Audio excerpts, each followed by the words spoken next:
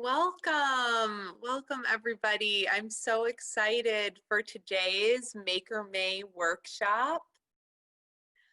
My name is Amanda Dunn Acevedo. I use she, her pronouns, and I am the Senior Manager of Education at Steppenwolf. I want to thank you all so much for joining us today. Thank you to Erik Hellman and Jessie Fischer, who I will do a more robust introduction of after we do a little bit of our housekeeping at the start of this. We're also joined today by Jessica Spriggs with ACS, Alternative Communication Services, who will be providing closed captions, as well as Walter Matthews, who's up right now, and Jen McElroy, who are providing our ASL interpretation for today's workshop. And so there'll always be an interpreter up on the screen today. If you're someone who could specifically use the captioning services, down at the bottom on the menu bar, there is a closed caption CC button, and you can choose the way you'd like to see those captions today. This workshop will also be on gallery view, so the ASL interpreting will be available throughout today's workshop and webinar. And hopefully it'll look the same on Facebook Live for any of you that are joining us through Steppenwolf's Facebook page. A big thank you to so many Steppenwolf staff members who are hidden from view, but really making a lot of today's magic happen, especially John Rooney. That's Steppenwolf's Education and Leadership Programs Coordinator, and they are making all of the tech magic happen, really having the webinar function the way it does. Up top today, there's going to be a few slides that we show. I'm going to let you silently take them in for about 10-15 seconds, and then I'll address what's on the slide. So just so you know that I'm not sort of cutting out for a moment, but doing that intentionally.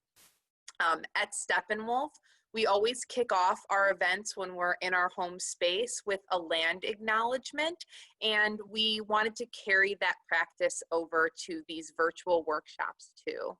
So John is going to put our land acknowledgement up, and I'll give folks a moment to just read this.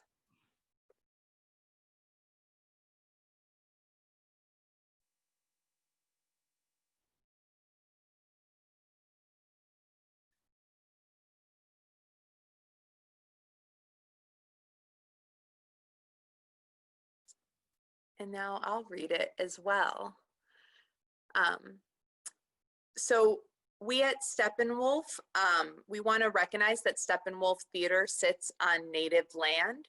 The area our building resides on is the traditional homelands of the peoples of the Council of Three Fires, including the Ojibwe, Potawatomi, and Odawa. Although for over 200 years, Native nations have been forcibly removed from this territory, we must acknowledge that this land continues to be a site of gathering and healing for more than a dozen other tribal nations, and remains home to over 100,000 tribal members in the state of Illinois. So we're all on land, whether you're here in Chicago or somewhere else in the country. I even saw somebody that registered from Paris. John Rooney in the chat is going to put a link that would allow you to explore the land that you're currently on and its history, the different people that have resided there over time. Thanks so much, John. I'm just going to tell you a little bit about who Steppenwolf Education is and what Maker May is, just for a moment, in case you're new to us or new to our Maker May workshops. Here at Steppenwolf Education, our mission is to foster programming that celebrates the learner, maker, and appreciator in you. And Maker May is a way for us to think about all of our constituents and beyond. So we usually serve teens, educators, early career professionals, And now we wanted to open up our education offerings to the whole community in this moment where we have a little bit more access, because we believe in the lifelong worker, or the lifelong learner. And our Steppenwolf for Young Adults Play series serves a multi-generational audience. And so we wanted to do the same with this Maker May programming. And we've been really lucky to have some stellar artists that have different tie-ins to Steppenwolf and Steppenwolf Education, and Erik and Jessie definitely fit into that. But before I introduce them, one more piece of housekeeping is that I'm going to go over some virtual guidelines. And this is just a way, since the people on your screen are the only ones that have access to the video and microphone, we still want to hear from you and have you be active participants today. And so I'm going to have John throw up our virtual guidelines. I'll let us look at them for a moment, and then once they come down, I'll kind of just go over them briefly about the ways that you all can participate with us today. So yeah, great.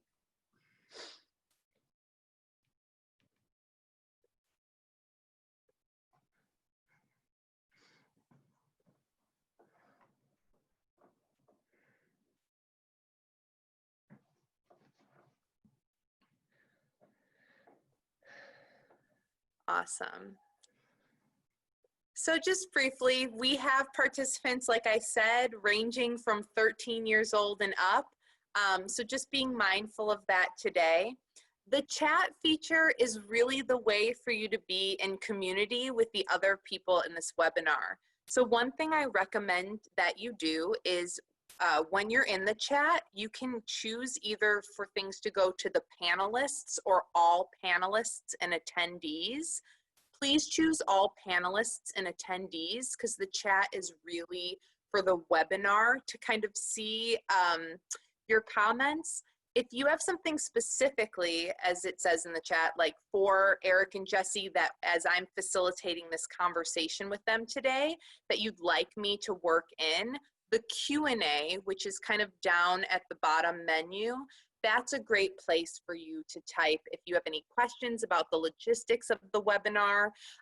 A B, who's also from StepEd, will probably give you a little answer, or I'll be reading those and making sure that those get embedded throughout. Just a reminder that you can access the closed captioning also down there in the bottom menu, as I point to where I think the menu will be on your screen. I know I don't really need to say this, because you're going to be a lovely a lovely audience of generous artists today. But Steppenwolf will have to remove anybody if there's any like overly gratuitous language used. But we're not really worried about that. We just want to launch right into this conversation. So just to remind people, this is a two-part workshop. And so today is really a deep conversation with Erik and Jessie about their artistry, the variety show they created, how they've made in the past, how they're thinking about making in this current moment. And then they'll issue a maker challenge out to the community. And then we will come back together on Thursday and share where we're at in that creative process in community. And that's when we will have people come off mute and sort of be in more direct conversation with our guest artists. So it's time to get to it, right? Okay, so I am thrilled to welcome Erik Hellman and Jessie Fischer here today with us. Jessie Fischer last appeared in Steppenwolf's production of Constellations, which was so beautiful if you happen to see it. And also on Broadway in Once and Harry Potter and the Cursed Child. I'm going to have John put her full impressive bio in the chat. You can take a look at that. Erik Hellman has appeared in, only 7 Steppenwolf productions. Most recently, Lindaway, which was just this winter, so just recently on our stages. And we will put Erik's robust bio in the chat as well. And then, as a lot of you know, and why you're probably here today, is together, Erik and Jessie have a wonderful variety show, Erik and Jessie and Everyone You Know, that has a lovely mission that I'm not going to speak to because it's one of the things that I want them to speak to today. But John will post a little bit about that, and we'll get in even deeper throughout this conversation in the chat. But Erik and Jessie, thank you so much for being here. How are you both doing today? Very well, thank you. We're pretty good. We spent the last 2 days hauling out our flooded basement, but, but we're in high spirits today, right? Yeah, we've been taking a lot of cold showers. Yeah. Because our water heater went out, but it's very stimulating. Yes. I feel like I have a lot more energy bathing cold. Wow. I was just telling my father about how Chicago basements notoriously flood and how I'm lucky to live in a 3-flat that doesn't happen, but I used to live in a 2-flat that happened whenever it rained like this. So I feel for you. That's hard. We're very, very happy to have this. This is a joyful thing to be looking forward to. So thank you. So I'd love, in your own words, I know that I just did some introductions for you, but I'd love to hear how you identify yourselves as artists, as makers, when you're doing self-introductions and not having somebody read directly from your bios. Yeah. Yeah, we also live by a train, if you hear that passing by, just as a warning. I sometimes feel either embarrassed or really proud of all the kind of different titles that I have, but they all come into play for creating the variety show. So I'm a teacher. I started off in the improv community in Chicago. Teacher, improviser, songwriter, composer. I play a bunch of instruments at a very mediocre level, and I'm always looking to add more. I've done some directing, so I think like a multi, faceted artist is how we came together to create this thing, and that's how I like that I wear many hats as an artist. So I think that's part of my definition. Yeah, I just introduced myself as an actor-musician, mostly for tax purposes. That's the only place where I've written like, who am I? I'm an actor-musician. But I don't, I also do a lot of stuff. I write, I cook, but they're all, I really feel like professionally I'm mostly an actor and everything else is just, a part of the rich artistic life I try and cultivate for myself. But you wouldn't know it from sitting in this room, which is just totally filled with instruments. Which none of them can see. Which you can't see. So, I remember when we were planning, though, you said that you wanted to be, because we've been having planning meetings, I'm assuming like in your living room or your living space, and that we'd be in your music room since you have like is that a chalkboard wall behind you? Lovely. I really want one of those. That's nice. And so what kind of instruments do you have in your music room? well, can we turn it around? Sure, Okay. Please. This is sort of guitar corner over here. These are not all of ours. We also have a friend living with us, and that is his setup and my setup. So whenever Jessie walks the dog, we play guitars very loud. You can see the drum set. Jessie's piano setup is in the other room because we have a recording we have to make this evening. And then there's a closet back there that has about, what, 6 more guitars in there? Yeah, there's a lot of, we don't keep them in the basement. Yeah, obviously not. Yeah. And do you really find yourselves like going into the music room when you want to make music, or is it more of a place where you store all of your various instruments? It is set up for making music. It's a little more like a storage closet right now because we had to move everything aside so we could sit here. But it's set up for us to play. It's set up for us to play with our friend Nathan, and it's also set up for our 7-piece band to rehearse in. So it's very tight, and Matthew Bivens, our sort of harmonica utility guy, generally has to stand in the basement, like on the stairwell. And then the horn section sort of is in the dining room. But we managed to get everyone in here. Yeah. We also have a train in the backyard and empty lots on either side. So it's a good house for making a lot of noise in. Wow. And when you're talking about this 7-piece band that that practices with you, are they part of your variety show? Is that, or so yes, tell us a little bit about them. Yeah, so how did you meet those collaborators? Yeah, it started with just me and Erik playing music together. And then at some point we had a dream of just really wanting, even if it was just for one opportunity, to have a horn section. Mm-hmm. So we reached out to, did we reach out to Kevin O'Donnell first? No, I thought we had just kept talking about it socially, and Josh was there at one point, Josh Bell, who's our saxophonist and sort of band leader. He had heard us overheard us say that a number of times and was like, I play saxophone, I know a bunch of people who can do that. Yeah, and he had played actually at one of our shows at Steppenwolf when it wasn't a variety show, when it was the just very us. First one. Yeah. Yeah. So he kind of collected this ensemble too, that now their title that they've given themselves as part of the variety show is the Best Band Ever Band. And that's, I think, pretty accurate. We didn't veto it. Yeah. And does that 7 include Jessie Case? No, I think he's it includes us, both of us though. So okay.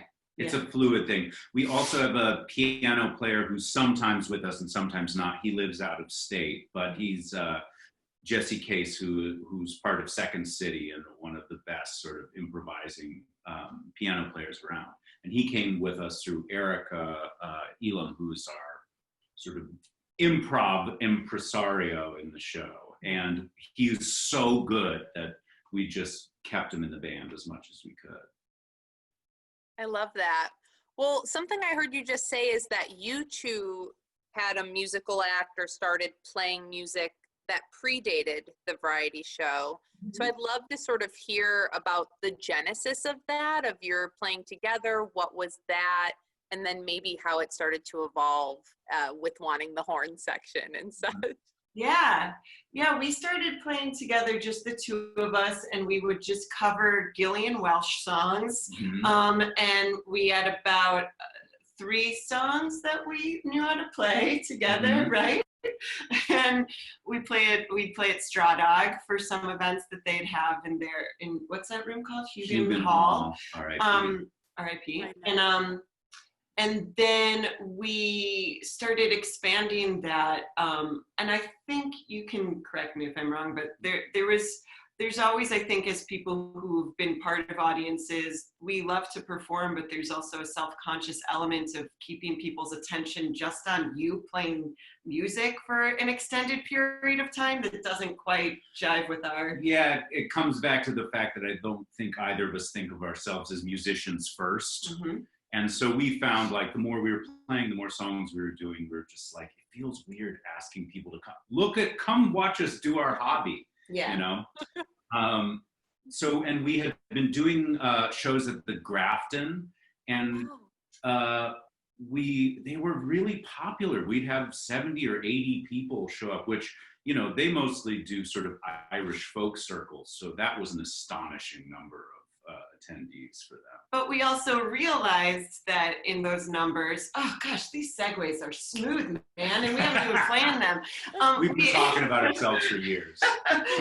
But we realized that in that 70 or 80 group of people that and we knew this, and I think hoped for this, it wasn't that, oh my gosh, our hobby is so impressive that we're getting this huge amount of people. It's that it became kind of a reunion for different theater groups, or you'd see the people you were in a play with a few years ago, and it kind of helped maintain and celebrate that community outside of having to wait for like an award ceremony or a specific opening night where you could just be surprised by who would be there, but you know it's going to be full of your friends from the community.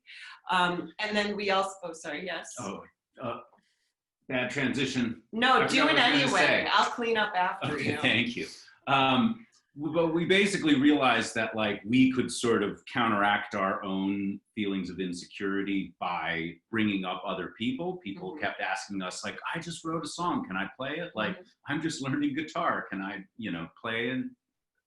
And so we would bring guests up to sort of break up the monotony we were worried that our act was causing. Yeah. So that was kind of the genesis of the variety show. And then the Steppenwolf gig, when Jessie was doing Constellations with John Hill, he had a band of amazing musicians out of Detroit that he had established when he was shooting a TV show up there. And so 1700 Club was opening, which is the sort of cabaret space at Steppenwolf, was opening right then. And they just got done doing the Laurie Metcalf play, which was the first thing. And so we did a night of music. It was the first musical event that happened there. And it was just Jessie and I for the first half, and then it was John and his band for the second half. But after doing it in that space, we sat down and we're like, we want to keep doing that. We want to try and develop something that is specifically for that new venue that Steppenwolf had. And our experience bringing people up and doing a show that was like facilitated by us, but where we were 10% of its content. We're like, that feels honest. So that's kind of how.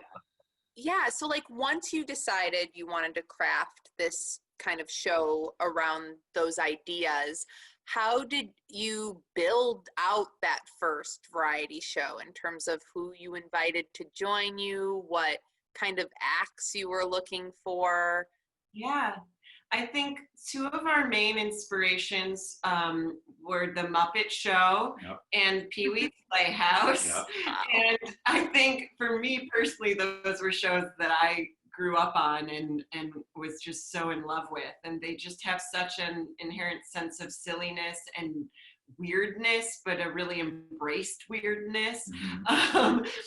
And I think our first one, and we also looked at like Johnny Cash's show and Sonny and Cher. Like 70s sort of couple musical variety shows, which were really popular in the 70s. And so our first one was pretty standard. We had music, we had a magician, we had a few special guests, and then we introduced a character as well, right? We wanted to introduce like our friends as characters, which it was a thing we were kind of testing out. So it was pretty simple and spare, that first one.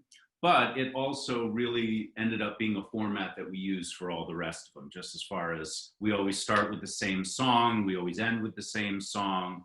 We had a sort of format of how many songs you do to what guests that we established and then sort of started breaking as we went. Yeah, and I think we also had some unexpected reoccurring things. We'll get to it later, but one of our parts of our mission statement is that banter is not planned.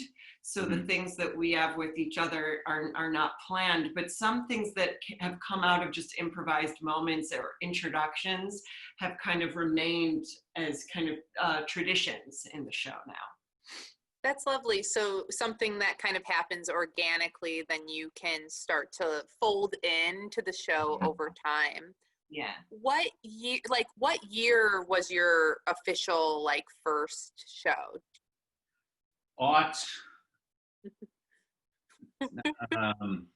it 3 years ago? Yeah, I think it was. Or maybe four.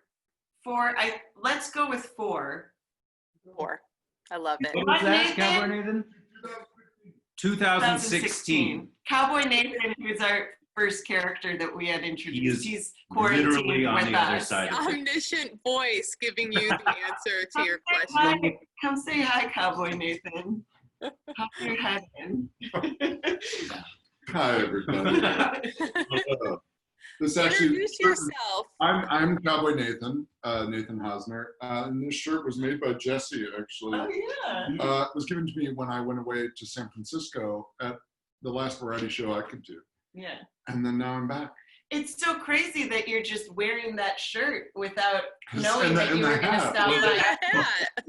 So strange. It's really amazing. It's like you have little characters already to jump in at any moment. Yeah, there's actually 20 people waiting out there. They're all in masks, though. But Nathan's going to join us on Thursday as well to discuss. See you then. Awesome. Thanks for dropping by. It is like Pee-wee's Playhouse. Popping in.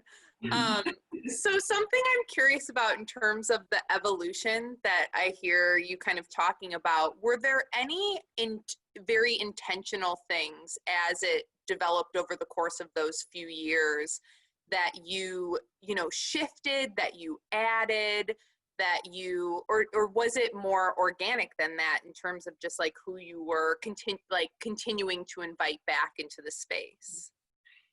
Yeah. I mean, there's plenty of things that have shifted organically, mostly following the idea that we want to make sure we're, through giving a gift to the audience, we're always giving them kind of surprises. And part of what we think is a gift is getting ahead of their expectations. Some of their expectations we of course want to reward with performers that we know are kind of have become mainstays of the family. Cowboy Nathan is one of those. He leads a sing-along at the beginning of every act too. And that was something that we tried to we just knew we wanted characters, and we had to stumble to figure out what Cowboy Nathan's character was. But he leads a sing-along, which is really incredible. We have Erik, as we mentioned, who continues to join our family for improvised musical moments, which is always just stunning. It's a magic trick, and I don't understand how she does it. She takes suggestions from the audience and makes up a song with Jessie Case on the spot. Darcina Lepa and M. Joy always join us, as well as they're both backup singers and different characters that they've created. But I think our main kind of driving force to having the show grow is always expanding our brain of how can we keep giving the audience new gifts and surprise them in joyful ways. And I think we've been very lucky in that any sort of changes and growth that has happened has all been organic. There's very little from our first show that we were like, that doesn't work. Yeah. I think some of our early instincts about what it needed to be, and we can go through those when we get into our mission statement, but just, I think one that I was just thinking about specifically is the fact that that we are not characters when we do it. That I think we had been thinking a lot about other variety shows we'd seen, and what felt like it didn't quite make sense for us. And we were like, I think we just have to kind of be ourselves and have nothing planned. Yeah. And let it, honestly, it kind of goes back to something that we did at our wedding, which was, we had Kimberly Sr., who officiated our wedding, construct a ceremony for us that we did not know what would happen. So we just gave her everyone who we wanted involved in it. She took suggestions from them about things they wanted to do at the ceremony, and then we got to sort of experience it firsthand in our nice clothes. Yeah. And so I think we were like, that was so rewarding to us. And I think it felt also, not to cheapen it in any way, it was the best day of my life, but it was great entertainment to some degree because you were watching people who didn't know what was about to happen. Yeah. And then you're watching us. We're kind of mirroring the experience, which I think transitions to the variety show. We're the mirror for the audience of we don't know what the acts, we have a general idea of what the acts are going to be, but we haven't seen them. And we want to kind of mirror that experience of being as fresh and present and traveling alongside the audience the whole time. That's lovely. So they get to kind of go through that as as themselves, being out there, but also kind of be in community with you as you share in the delight and the surprises of each moment. Yeah. I'm lucky enough to have attended an Erik and Jessie. It was on Halloween at the Den. Yeah. I'm not exactly sure if that was like last year or the year before, because time is all over the place right now, but there was so much of that shared delight happening. Yeah, that's the goal. You keep bringing up your statement of purpose, your mission statement. And so I'm going to have John throw that in the chat. And Great. something I'm curious about is how this statement developed. Was it something that you just kind of like got it all out? Did it develop over time? And then, yeah, just how you decided that these were the elements that were really important to you. Mm-hmm.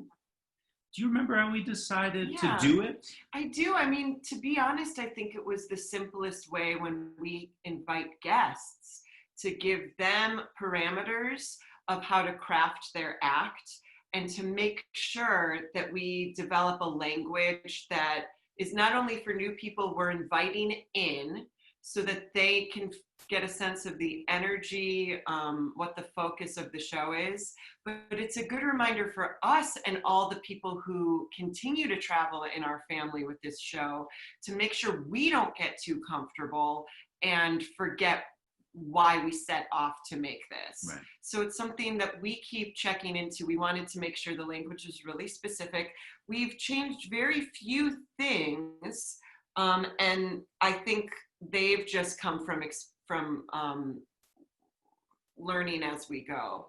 But for the most part, I think this is exactly what it was when we started. It was, I believe, the only thing is we made one addition after doing a couple shows, which was the root of every joke is generosity. And I think we're just super mindful and protective of our audiences, that we want to make sure that the room you enter in for 2 hours is just a space of safety and joy. And joy has to be the emphasis. I think particularly in comedy, and that doesn't mean we don't make fun of each other, because we do, but, right. But we really focus on it coming from a place of love. And I think sometimes it's easy if you haven't seen the show and you're a guest, the defensiveness of comedy that can come across as negative. I think it's easy for comedians, if they're uncomfortable, to go to negativity. And we really want to keep the focus and the reminder that this is a space of joy and safety and love and trust. And also, I think because one of the cornerstones when we first started it was that we were trying to find acts that required, this will play very much into our Makers May challenge, that require a risk to be taken by the performer. At the beginning, we were trying very hard not to bring in like, I've done this act 1,000,000 times, it always kills. We were trying to find people who were like us, known for doing something else, but wanted to share this other talent, or had something new that they were developing and this was the first time they were going to perform it. And when you are asking people to perform something that has a high chance of failure, the opportunities for mean comedy are very high. So it's a reminder for all of us to like treat, as the thing right before it says, treat all mistakes, acknowledgement, and generosity and forgiveness. Yeah, we say mistakes will be acknowledged and forgiven, which we really like. But yeah, you're right. It's not only we want to protect the audience, but we also want to give all of our performers, it's true, we didn't want it to just turn into a talent show where you're just seeing people do the thing they do really well. Even when we have guests like, Bethany Thomas, who comes and we all know she's going to sing her face off because she's so incredible. But even the songs she chooses, there's a little bit of a risk and a hope that the gift is going to be received well. I think it keeps us on our toes. It helps us to encourage the audience to be their most generous as participants. And I think the best shows, they feel like how you felt in high school. We were all in the green room hoping it goes well and hoping everyone loves it as much as we're excited to perform it. When I was reading through this statement of purpose, one of the lines that really stood out to me was the tightness of our form allows the looseness of our function, which is actually like a really a prevalent theory in education too. This idea of like giving people enabling constraints or sort of like the tenets or the constraints to be vulnerable and take risks and kind of try something exciting. And I was like, oh, I love how that's written. Yeah. I think that's something that draws very directly from our experience as actors. I was just thinking about how you have this story when you were doing Taming the Shrew, Chicago Shakes. Was it Erik Leonard who, before you all went on stage, would go, guys, what's gonna happen? It's my favorite thing in the world. Whether he was kidding or not, every day before the show, he'd go, I wonder what's gonna happen out there. And it's something that I teach when I'm teaching, to keep that feeling in mind, even though there's parameters, even though we have the same script, we have the same blocking, we know what's gonna happen. We don't know what's gonna happen. And that's the beauty of theater, is that, is the knowledge that anything can happen when you throw a group of people together in a room like that. And I think there's also a respect in the tightness of our form allows for the looseness of our function too, which is, I think one of my earliest memories as a child performing is my sister, we'd go to Door County, Wisconsin, and we'd stay in all these cottages. And my sister and I would put on shows for reluctant cottage, stayers. And I think we held a group of people hostage for probably 3 hours, just indulging in interviewing our teddy bears. And I think it's a reminder that sometimes your ego can lead to an indulgence in front of a group of people. And we never want people to be checking their watches. We want it to feel tight. We want it to keep moving. We never want anyone to feel like they can't wait to see what the next act is. While also cultivating a feeling that like everything is going just slightly too fast to be in our control. Joyful, organized chaos. Yeah. Yeah, I like that line too about the organized chaos. And I also think I was like, and the last line is, we dress up. Yeah. And I was curious about that as well, what that means to you. Yeah, this is the first time I've worn makeup in 5 weeks. I have been getting in full business attire every morning. I think for us, there was a decision, and that phrase has a malleable definition of what it means to dress up. Particularly on Halloween. Yeah, Halloween, we dress up for Halloween. We do have themes for shows. We did prom. We've done, we did a guilty pleasures show. So there's room for interpretation. But we want to make sure that there's, that there's a seriousness that we're all participating in. That there, even though, for me it goes back to, and maybe you can articulate it better than I can, the idea that if you pretend it's casual to help you deal with any anxiety or any of those deflections, I think it gets in the way of vulnerability. And dressing up, there's something about taking this night seriously and planning and getting excited for it before you even come to the theater. I think that's exactly right. Well, and it's another thing we're going to be talking about later is this idea of like giving things a slight theatrical lift. Like, I think, this is an example. So that's what, we dressed up for this thing. So I think there's an idea of like, especially since our demeanor is, I think, rests in a place that is very casual and very approachable. It's just more of our kind of overarching mission, which is that like form. This is structure that allows us to play within it while making sure that we don't get too indulgent, Yeah, no, I think that that's lovely, and it's an occasion, and you're kind of treating it that way for all that attend. Yeah, yeah. I feel like it's hard, right, to if you have not attended the variety show, like to know what it's like to be in the room. And I know that's something we're also going to segue to talking about is like what happens now that we can't all be in the room in the same way. But is now an okay time to show the clip? And before we show it, John, would you just tell us what we're about to watch? Yes. So this is, I believe, Kyle Hammond did some videography for us on a bunch of our shows. So we have some pretty excellent footage. And he managed to tape an entire show. And we were going back and forth about like, is this something we want to put up on a website? Like at that point, it was really hard to get tickets to it. And we were like, I think the live performance needs to be primary.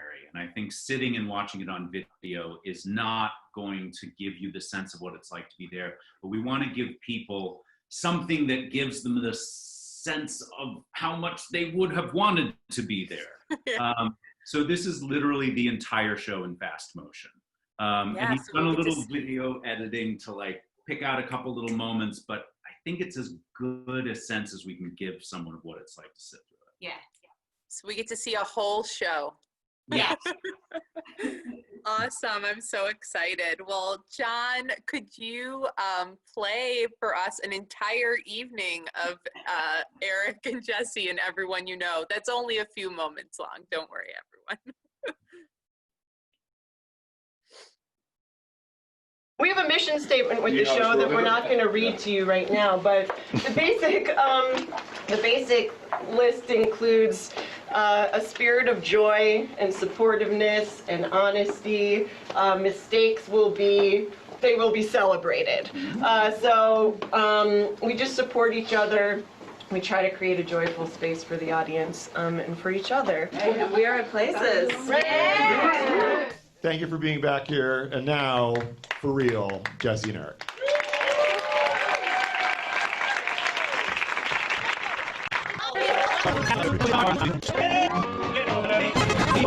Because he had that like ethnic pause. I'm a metaphor for a horse. There it is. Kids are ugly. Roll the dice just one more time.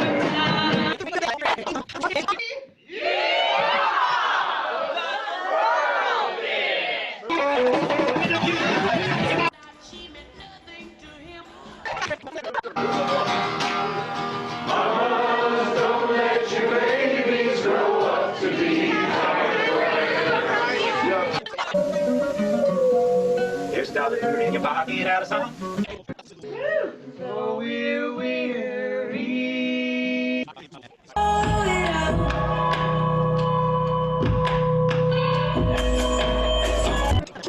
Wrestling artist anyway, which that's the favorite.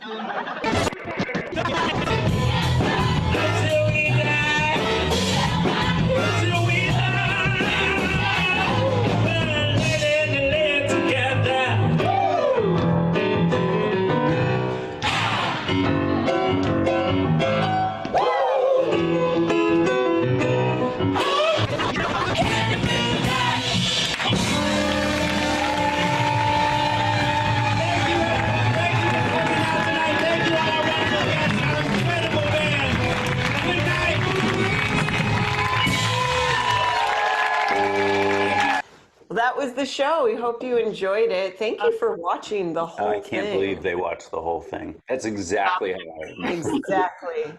So come and check out another one. The dates are right.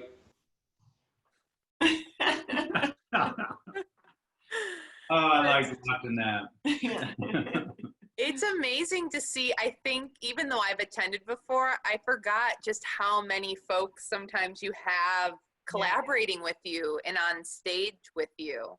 Yeah. So how, do you ever rehearse, or is the first time you get together the night of the variety show?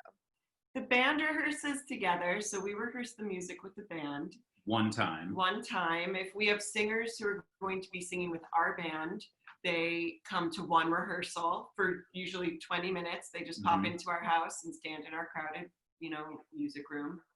And then we get together about 2 hours before the show just to dry tech things. So we'll run through light cues, entrances, exits, and any group songs, but we'll only go through them once. And we try to encourage our guests to take the initiative to go before they're ready, to help when they see help is needed.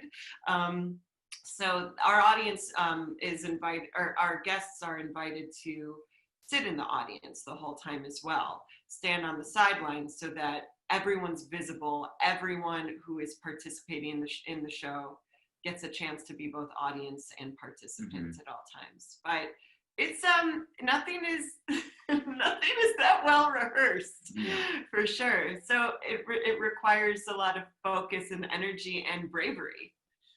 And the thing you were saying about like how the participants get to play audience, we also very early started doing at least one sort of large scale audience participation section, which generally ends up being games. And I am someone who has a abiding fear of audience participation when I'm an audience member.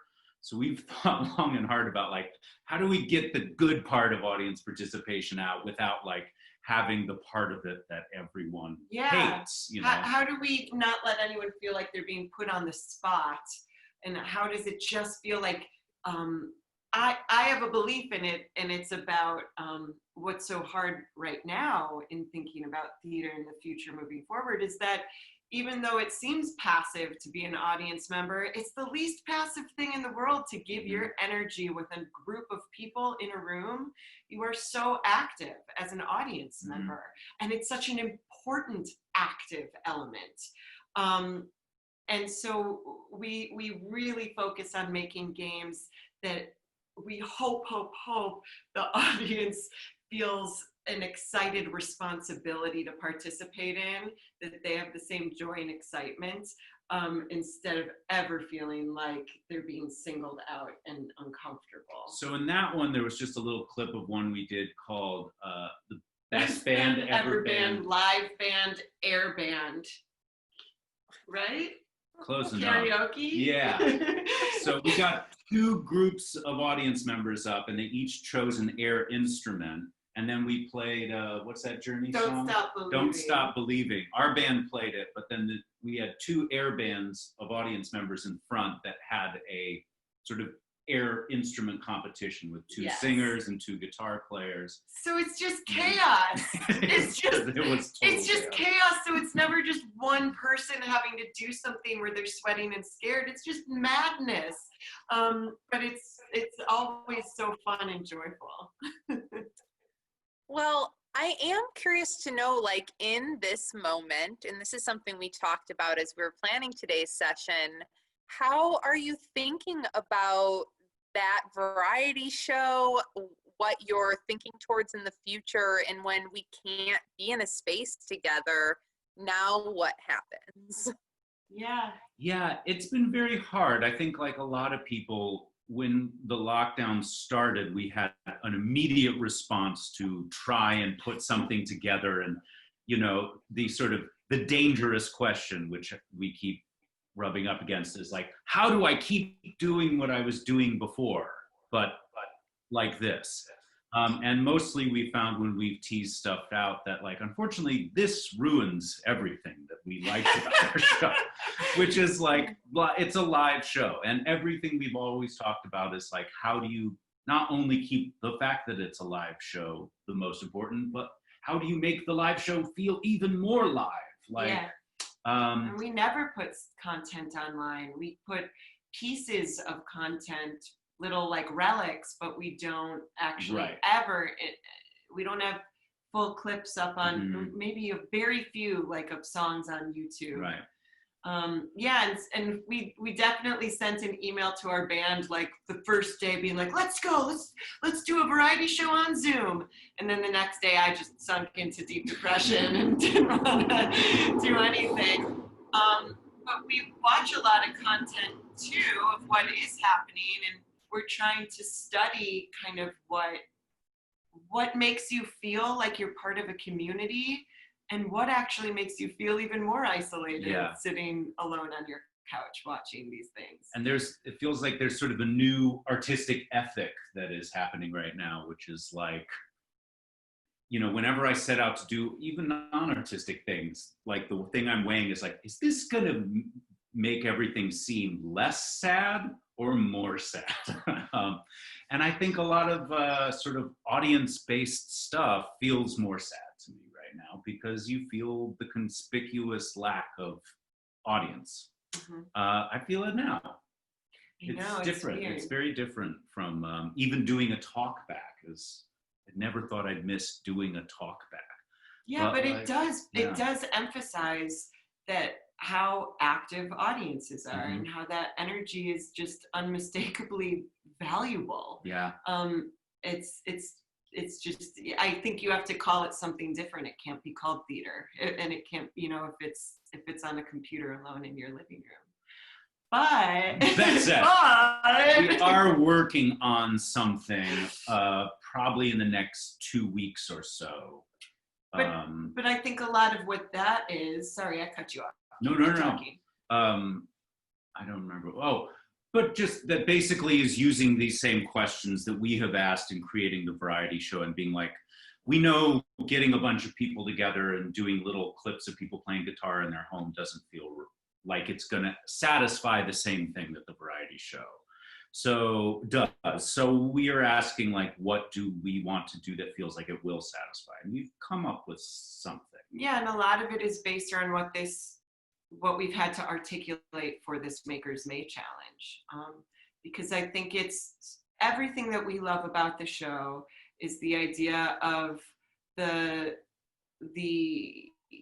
giving of a gift in a room, the receiving of gifts from the audience and from other performances that surprise us, this lovely feeling of community and active giving.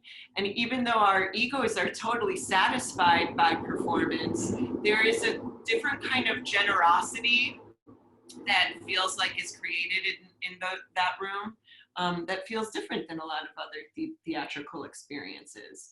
So we're really thinking about maybe it isn't about consumption on a mass scale. Maybe it's not making a video so the most people can watch it and consume it.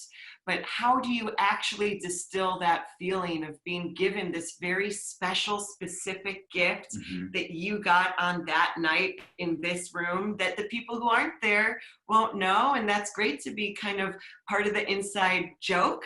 And also it's a story you want to tell to other people about the experience you had. So how can we create that feeling for people, even if it's on a smaller scale? I'm interested to back up for a moment, because I know that I'm in my 10th week of being in my house, and sort of the different waves of how I've felt about my own creativity and artistry in those 10 weeks have been very different. And so I'm just curious, even away from the variety show for just a moment, how have you two sort of grappled with that as yourself as an artist? And have you, I see all, I'm on Facebook and people are like, I'm being so creative, and some people are like, I can't be creative right now. And I get it, like we're all having our own journey in this moment. So I'm curious to hear a little bit about that personally from each of you. I don't know. I mean, it's a daily thing. Like, it feels like some days you really want to, it feels like the thing that'll make it all seem less sad is to get up and like create something and have something to show by the end of it. I think I would say that you can speak for yourself, but I've definitely fallen more on the not particularly able to use this as a creative time side. And I think a lot of that comes from the fact that it's very hard, I find, to sustain creativity right now. That like just some days you wake up and more than feeling like, I don't feel like doing that today, it feels dishonest in a way to do it. It's like, who am I doing that for? Who's going to ever read that short story that I was working on yesterday? And it gets on top of you, I think, in a different way. And that comes from the honest fact that like our jobs and our livelihoods are very up in the air right now. And there's a lot of uncertainty around that. And sometimes it feels like, you know, you're not acknowledging it. But the stuff I've found that's useful is stuff that's more about like practices. So I've been playing a lot of guitar. I've been trying to learn jazz for years and years and years, and it just defeats me utterly every time. So I've been working really hard to like try and play and to try and play in a way that is like structured and not just noodling. I've been like trying to do a longer progressive run once a week, you know, things like that have a structure to them and are still about personal betterment and about goals and reward systems. Those seem to be coming a lot easier than creativity. Yeah, and I think the nice part of the bad part when I'm feeling depressed, when I'm feeling sad, it's just the reminder for me of how much I love what I've invested so much of my life in doing. I've been getting very emotional recently just because I'm like, I think I went through a stage of negativity where I'm like, you know, like they say theater's gonna come back in June, like prove it, you know, who are these idiots? And I felt like I sunk into kind of a negative place, but the other side of that was just the realization that I've been loving theater longer than anything else in my life. It's the first love of my life and remains that way.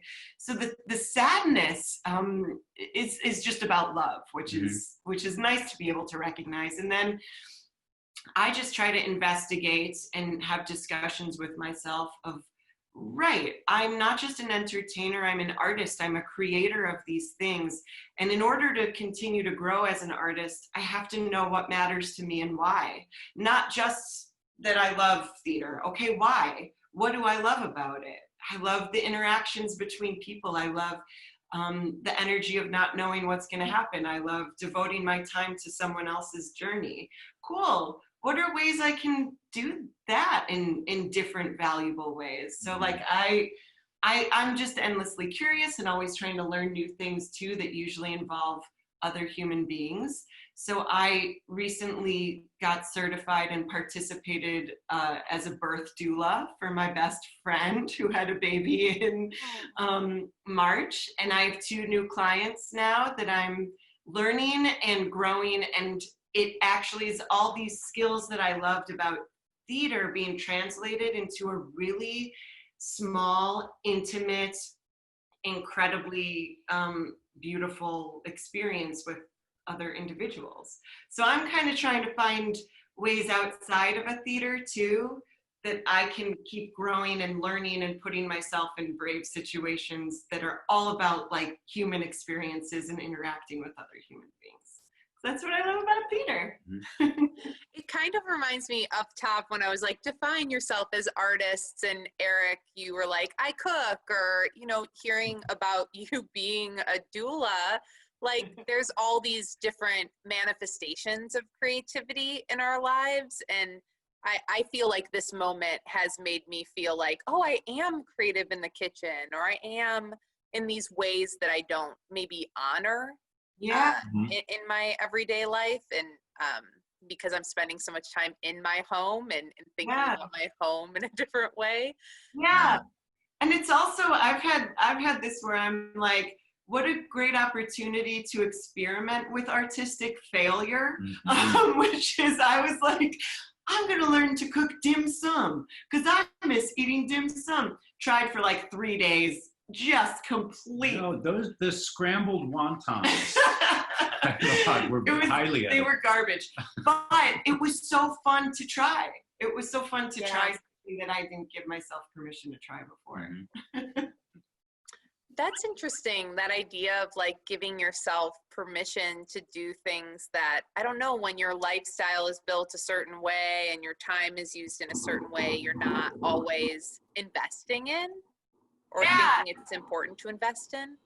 Yeah, and that it doesn't have to be, I'm coming out of this with the next most important American play. Yeah. I'm just honoring something that has been an excitement to me somehow in my brain for a while. Why don't I just try some steps of it now? So I'm curious, as you said, you're gonna, in the next few weeks, have an experiment that is linked to your variety show, but obviously won't be the exact thing. And again, I'm curious about, like, why did you decide finally that maybe that was something that you wanted to do in this moment?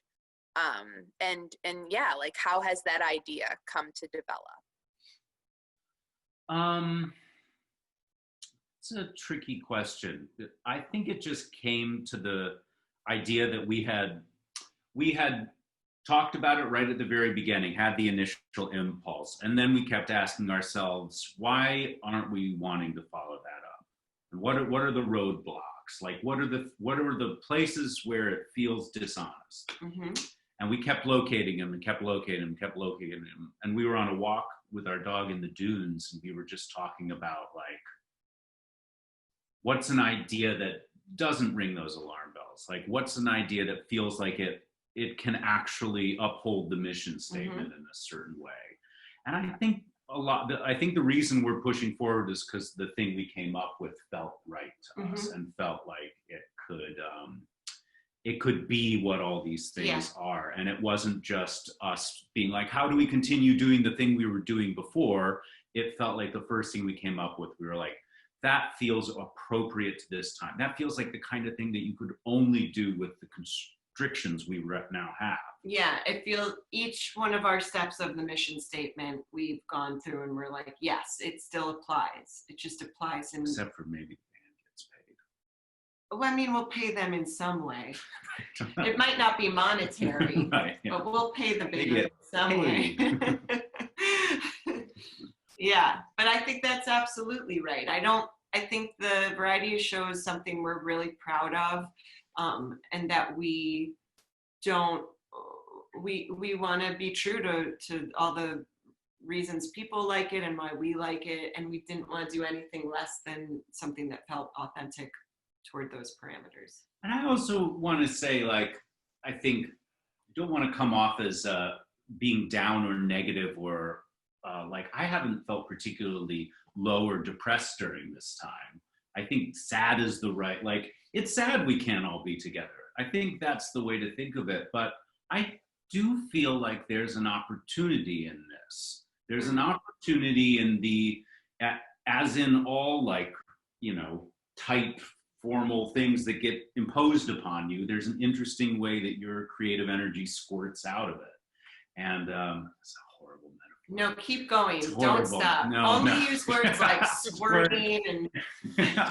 You're feeling creatively moist. There's... We're the ones who are going to get kicked out of the room. StepEd can remove any participants. But I think the positive part of me is always like, there's some way to use this. There's some way to get something out of this that you wouldn't have been able to get out of a time when you didn't spend 10 hours or 10 weeks not seeing anyone or leaving your house. And this felt like that to me. And as on a different side of that spectrum, someone who does deal with depression and anxiety in this time in a way that's harder to always flip around, it's always nice to just be active. If I can choose something that I believe in to be active about, it's even starting with a small step, feels valuable and helpful to help move out of any place of darkness too. Yeah, I know that even at Steppenwolf, we are trying to talk about what opportunities this moment exist in this moment, and even with Maker May, kind of like reaching beyond the CPS students and teachers that we usually work with, and trying to reach a broader base of people and have these conversations with them and be in community making is a different opportunity of the moment, and not necessarily something planned, but trying to be responsive to and adjust. And it sounds like you two are really reflective, like how you were talking about how you revisited. It seems so helpful that you have that statement of purpose, that you've really articulated what's important to you, and that can be a touchstone for you as you can continue to return to that as art makers and distinguish what feels organic and in line with that and what might feel a little like forced or antithetical to it. Totally. I don't know if you saw, but our special guest popped in. Oh, great! Yay! Cruz. And so I'd love for you two to introduce Cruz and kind of facilitate this moment with her, even though I do know Cruz. Hello, Cruz. I'm so glad you could join us. Hi, how are you? Thanks for joining us. So good to see you.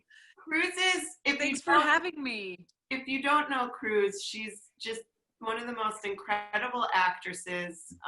She's also just has this energy that we are so attracted to, that the variety show is attracted to. It's joyful, it's giving, it's generous, it's energetic, it's brave. She's just an incredible human and artist. Okay, I'm gonna cry, and I just got it. Great. And so, Cruz, we were hoping, you're such a great example of, you gave such a specific act to our variety show. It was such a memorable act and such a generous act, and we wanted to use that as an example. So it would be cool if you talked about what you did. Yeah, I think it was a couple of months ago, or maybe even a year ago, that Jessie and Erik invited me to be part of their variety show with a special act. I am a Zumba instructor, as well as being an actor. In Zumba, I found something that gave me joy and allowed me to create a space to welcome people and create a safe space for them to just dance and be silly and don't take themselves too seriously, and just forget about the world for a little bit and just try to seek joy. And I found that with my Zumba classes very unexpectedly, and it's just been a wonderful addition to my life as an artist, because I think it's taught me how to create spaces and how to welcome people. And I think as artists, as actors, that's something we want to do when we welcome people to the theater too. So it was very exciting. And Erik and Jessie invited me to lead a massive Zumba class with like 200 people at the Den Theater. And it was wonderful. We just invited the audience to participate. We created a moment with no expectations, but to have fun and to enjoy and to be part of something bigger than you, and hopefully to be part of something and a place where no one is judging, which I think it's always great, and it's always great for the spirit. So we did that, and it was a huge success. I think all 200 people in the audience stood up and danced for 10 minutes. And it's like one of the most memorable experiences I have teaching Zumba. It was just fabulous. It was just so much fun. Yeah, and I think we all were wondering, will everyone get up and move out of their seat to this other space? Like, will people do it? And it was incredible, and it's all due to Cruz's energy. Mm-hmm. As soon as she's put the invitation out, like, people just bounced out of their seat, and like everyone said yes, which was really. I definitely was worried about whether people were gonna stand up. I was like, people, it's Monday at 8:30 p.m. I don't think they're wearing clothes. I don't think they're planning to dance Zumba. Yeah. I was wearing my athletic wear, and I was like, I hope people want to join me. I am also poor, and I was like, I hope people can see me. But they all did. That's another thing I love. that kind of happens naturally in a class like the one I was teaching, or the ones I try to create, that if they can't see me, they can see one another. So once they start looking around and realizing they're all doing this thing together and they can see one another, they can also follow one another and learn from one another, and not only depend on me, but understand that we're all a community, and then we can do it together, and we have each other's backs. So I always love that. And I have to remind myself when I'm worried about whether I'm going to be seen or not, or if they can follow me, that they can follow each other, that I'm just a little piece of a big puzzle that is a community of people having a moment together. Yeah. So you've started, Cruz, leading Zumba classes from your house, is that right? Yes. So can you just talk a little bit about like how you decided to do it and what you're getting out of it? Because one of the themes we're kind of teasing out as we get to our challenge is like how does one decide to give a gift to a group of people, and what do you get out of it by doing it? Well, when COVID happened, and it took us all by surprise, and it took us all by storm, and I kind of had, I went outside. I just wanted outside of me. I just wanted to find something to help the community, something to do. And well, the first thing I did was gather a group of people and create the Chicago Artist Relief Fund. Yeah. And that was great. And, you know, that's still going, and it's been incredible. But then I was like, okay, there has to be something else that I can do for my community right now. And I was like, wait, I can teach Zumba, you know? And I was like, I can hop on Zoom every day for 50 minutes and try to create a space where people can come in and move and forget we're home and shake it, you know? Just like find a place to relax, to forget about what's going on. That was my goal. And so I started it. I got myself a good old Zoom premium account, and I was like, let's do it. And I started teaching, and at the beginning I was like, well, maybe it'll be like every once in a while. But then people started coming, and they were finding a place where not only they were working out, but they were finding joy and forgetting about things and feeling better. So now it's happening every day. Yeah. At 4 p.m. It's happening every day, and it's growing, and it's a great community of people from all over the world. You know, it's funny. At points, I have people in Argentina and people in Chicago, and then someone in Belgium, and it's 11 p.m. and they're doing Zumba over there.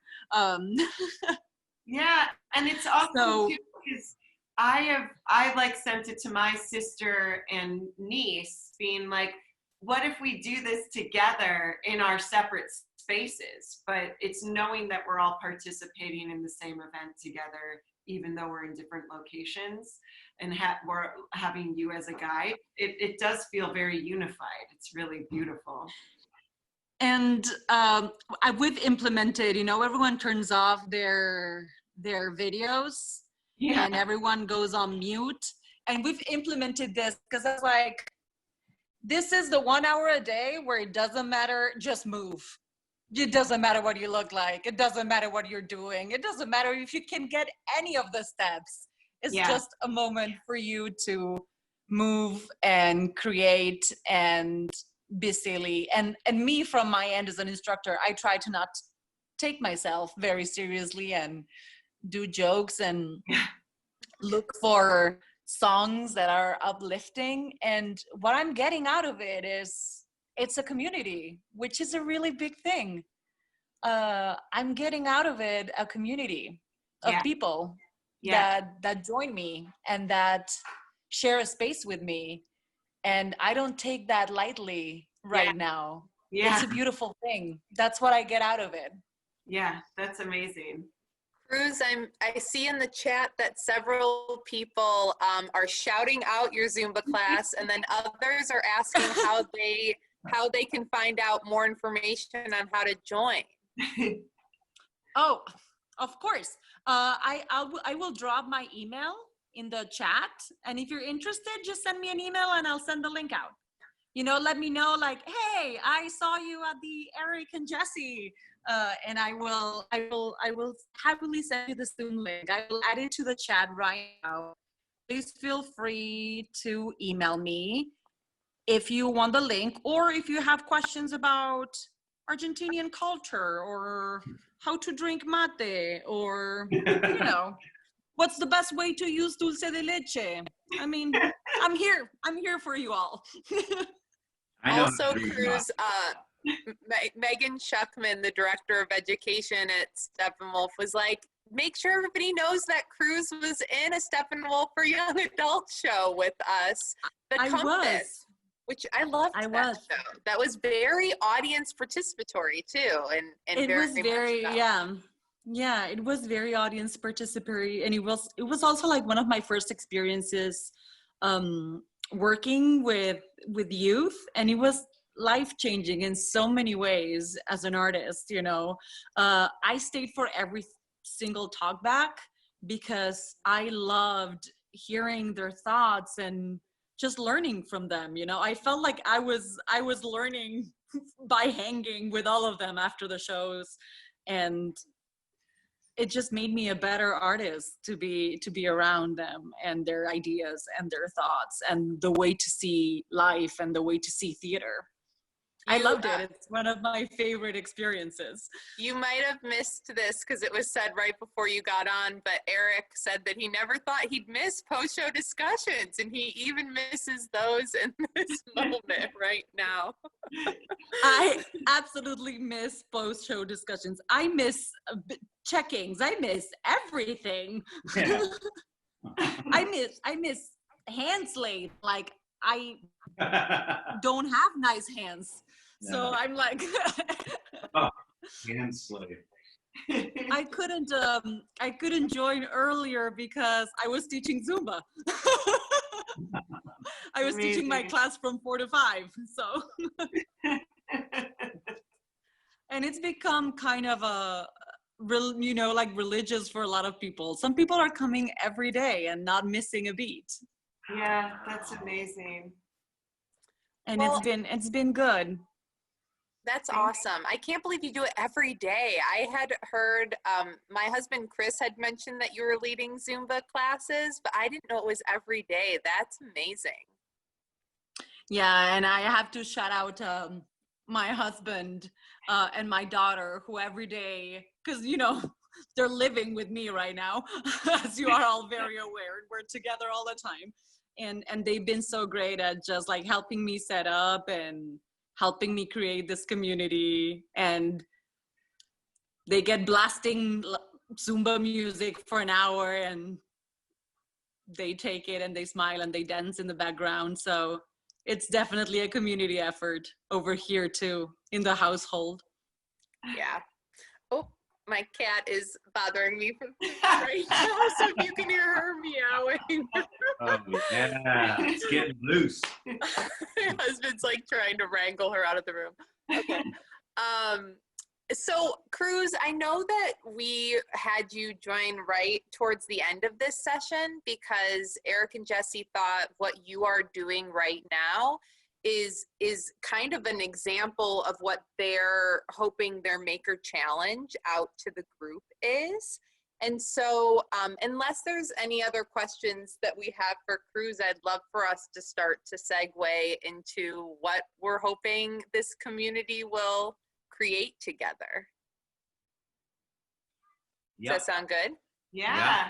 I was Awesome. just making space for questions for Cruz, if they exist. I do Yeah. not know. We did get the most prevalent question asked by several people was how to get in on those Zumba classes. So I put made sure your email is out there. Just and email so me and come ready to dance. Cruz, thank you for popping in. You're welcome to hang out as we finish up these last 10 minutes and issue the Maker Challenge. I definitely will. Thank you for having me. No, Thanks, so Cruz. good to see you. I love you, friends. Thanks for having me. It's so fun to have people pop in. I know, it is. It's great. So already on our website where people registered for today, we've posted the Maker Challenge, and it'll get emailed to people as a follow-up to this. Anybody that registered will get it as a PDF. And right now, John just put it in the chat so everybody can have access to it. But do you want to talk to us a little bit about the challenge that you're issuing to this community today? Yeah, so I think a lot of what we were thinking about is, what is an audience for you now? How do you give these gifts? How can it be generous? How can everyone feel like they can participate in this instead of either waiting as an audience member for art to return, or as an actor just waiting for art to return to you? Putting it in your hands and saying that they are these intimate moments, whether it's a full Zumba class that you have in this room, or it's one-on-one reading poetry together in your parlor, like in my favorite era, Sense and Sensibility style, you know? That's a giving of art and a receiving of art that is really beautiful. And I think we can expand our minds of what it is to be participating in that way. So the term we kind of started to come across was giving gifts of artistic generosity. And I'm trying to think, like an example we have when we think about what we used to do with the variety show and kind of giving these surprises, there was actually something that came from a variety show, the cake smash. Yeah, it came from even before it was Erik, and this was from the Grafton. At the Grafton, days, yeah. For Bezos. Yeah, right? We had done a very elaborate birthday treatment for a friend that ended in smashing a cake and revealing another cake. And I discovered there's nothing quite so joyful as the destruction of a delicious edible treat. So my good friend and our participant in our show, Erica Elam, just graduated from grad school and is, you know, doing that during quarantine has a lot of surprises, and you don't quite get to celebrate the way you want to. So I made a cake specifically for smashing, wrote instructions for how to treat smash cake with joy and reverence, and I dropped it off at her door, and you know, she could have this special artistic, bizarre, individual moment that was created just for her, where she could smash a cake on her balcony. That's the way my weird brain works. And then we have like Cruz, who is used to teaching Zumba classes in person, but she can still find a new way to participate and give that gift of her art in a very specific way to a specific group of people. So yeah, that's anything else to add of how we came up with our challenge? I don't think so. I think we can kind of get into the kind of specifics of it and circle back if we missed anything. Go for it, you two. Go for it. Do you want to read it? Well, let's talk a little bit about how we define an act of artistic generosity, because it does sound very general, I think. You're right. But it's specific chosen language. So we think of an act as an event or where there is a performer and an audience member. I think it is best to just read it, because you did such a good job with this language. And you're just pretending like you're not reading it. I need to work. You need to practice. Yeah, just read it, man. And Slate. An event that will occur on a specific day and time where both performer and audience are active participants. Think of it more like a gift. And just one thing I want to say on this is, I think one of the ways we've been able to isolate this as something that fits the mission statement in a way that other things didn't, is the idea that it is an act of generosity that is for a targeted, chosen audience, rather than a, say, like playing a song and putting it on YouTube. I think what we're asking is for you to choose a specific audience that needs your this act. Mhm. Artistic, we're defining as the gift you are giving is elevated by a performative aspect. I think the smashing of the smash cake, Right. it might be the definition of art for me in I these weird agree. times. And generosity, the root of the gift puts intention above ego. I'm willing to take an emotional risk for the recipient.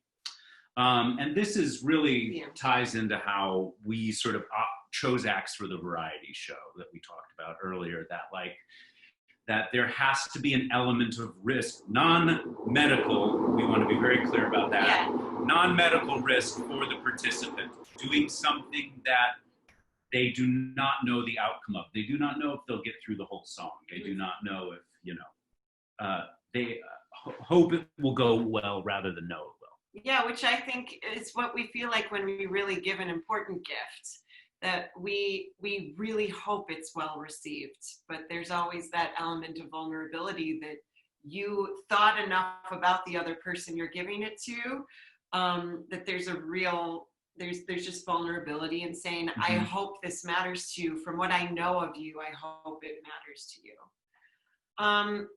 So should we go through the specifics of this? I would say that I think the three questions, and you're kind of addressing it in the way you defined act artistic generosity, but really those framing questions I think are helpful when thinking about how you'll approach the work.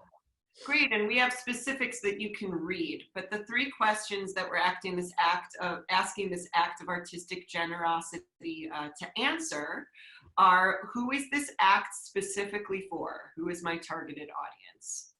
2, how would your target audience benefit from this act?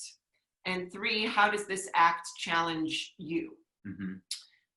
So we're asking that people come back to this workshop on Thursday, not having completed it, but coming with a very specific proposal that can answer those 3 questions.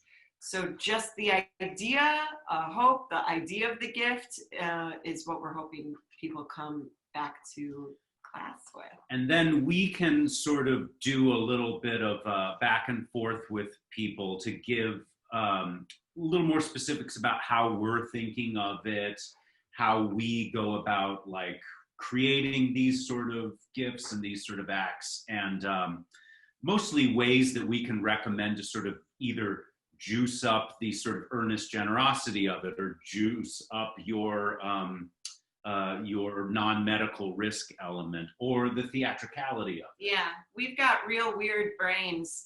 And we'd love to share them, because that's how all the acts of our show come from. Instead of just saying, let's give our friend a birthday cake, we're like, what's just a step that's elevated that is even more fun than eating cake? So we're really excited to hear any ideas or any walls that people come up against and help you kind of break through those. And there are 3, I think, really good examples of how we are thinking of it on the sheet there, which if you're a little stuck about what this is supposed to look like, I think are very direct.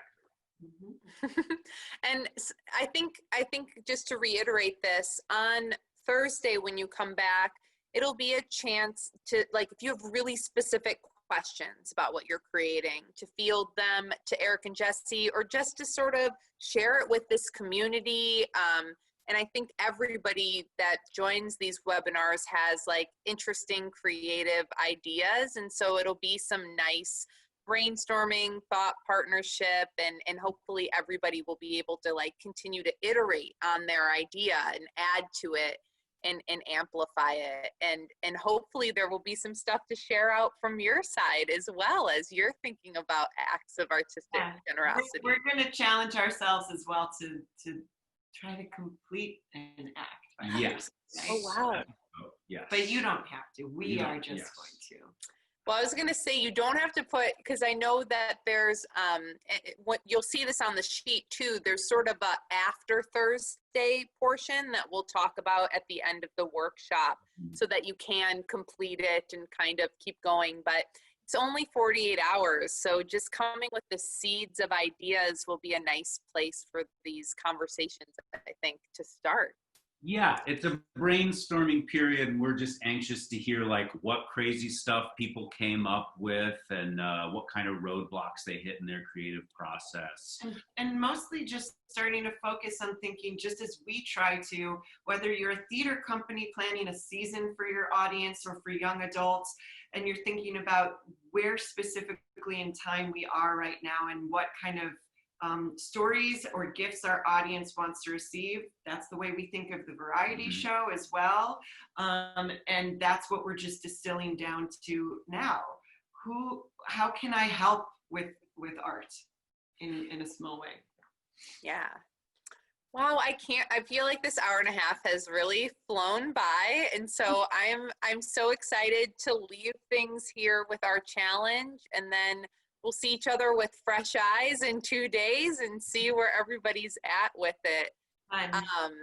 Thank you so much, Erik and Jessie, for your time today and for all the work you put into this Maker May workshop. Thank you to your housemate, Nathan, Cowboy Nathan, dropping by, as well as Cruz for coming in to share how she's thinking about acts of artistic generosity in this moment. A couple more quick thank yous. Thank you to Walter Matthews and Jen McElroy for the ASL interpretation today, Jessica Spriggs for the closed captioning.